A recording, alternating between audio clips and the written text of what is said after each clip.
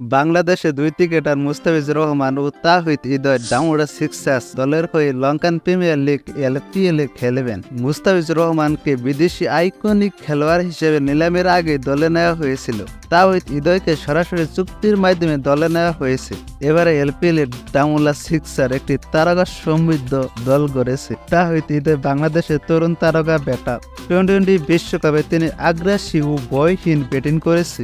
তিনি বাংলাদেশের ব্যাটারদের মধ্যে এই টি-20 বিশ্বকাপে বেশি রানও করেছে। তার উজ্জ্বল ব্যাটিংয়ের মাধ্যমে মনোযোগ আকর্ষণ করেছে। কাটার মাস্টার মুস্তাফিজুর রহমান একজন বিখ্যাত পেসার। তিনি আন্তর্জাতিক ক্রিকেটে এবং বিভিন্ন টি-20 লিগে তার দক্ষতা প্রমাণ করেছে।